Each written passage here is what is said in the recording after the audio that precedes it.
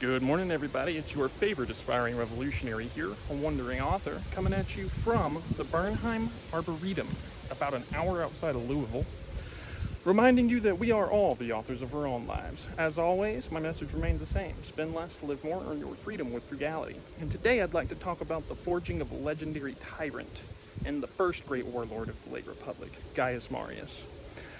The reason I'm bringing this up is I believe it paints an ominous and foreboding picture of our own future.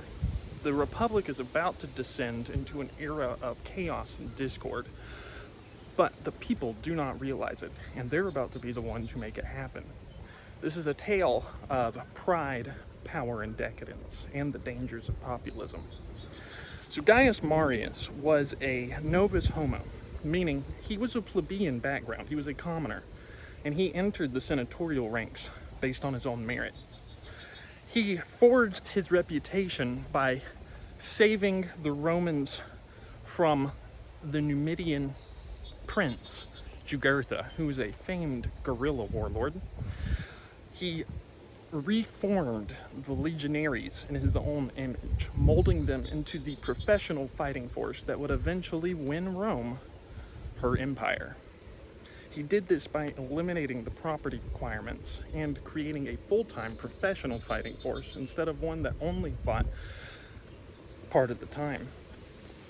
Why does this matter?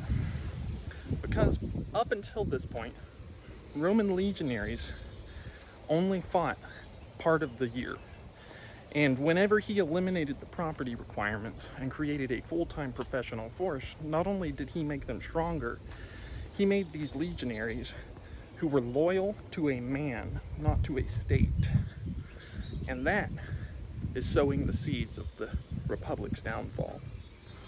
Now, after he slaughtered the Numidian prince Jugurtha, there was a crisis that occurred over in Transalpine Gaul, what we would today call Switzerland. A Cimbric nightmare was on its way, this rambling horde of large barbarians, very tall, much taller than the actual Romans. Hundreds of thousands of them have been moving throughout the region for about 9 years. But suddenly, they crossed over and began to invade Rome herself. Now, this was particularly worrisome because Rome sent some legions up there and they were completely slaughtered. Marius had just made his name winning an unwinnable war over in Numidia, and he came to save the day. He was elected consul 5 times consecutively at the behest of his people. Now, this was illegal, but the people didn't care because they needed a hero at the time. You see, in Rome right now, there are social tensions similar to the ones in our current time that are bubbling just beneath the surface. And people do not realize it, but the Rome that they grew up knowing is about to disappear forever. I'll fit in a quote from Plutarch here. The generals of this later time, who needed their armies for service against one another rather than against the public enemy, were compelled to merge the general and the demagogue. So, after winning against the Cimbric nightmare, Marius is at the height of his power, a burning star, so to speak. The only people who compare to him in terms of legendary status is Scipio Africanus himself, the hero of the Punic Wars, who actually created the Roman superpower we're discussing today. Now, we're about to enter a period that includes some of history's most famous names: Sulla, Cicero, Pompey Magnus, Octavius, Julius Caesar. And although the people don't realize it, they're experiencing the very death throes of the Republic itself at this point. So, coming up, also, even though Marius is such a famed legend, his nephew, Julius Caesar, will be the one who actually makes history's biggest impact. So, what kind of lessons can we take away from Marius's rise?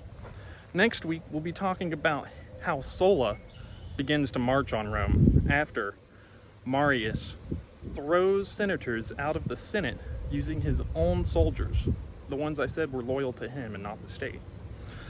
The issue is Marius did save Rome, and there were real problems, but he eventually began the precedent that led to Rome's downfall by disrespecting the Republic. We'll talk about what happens whenever Sulla and Marius begin to actually fight, and the era of civil war that's going to last nearly 100 years, how it parallels our current day, and what we can learn from that next time on our Tales of Pride, Power, and Decadence from Rome to today. Okay, as always, my message remains the same: spend less, live more, earn your freedom with frugality. My question for you, as always, what are you guys doing in order to inspire, uplift, and empower your community today? Because you're watching me, and this world ain't changing unless we all do our part.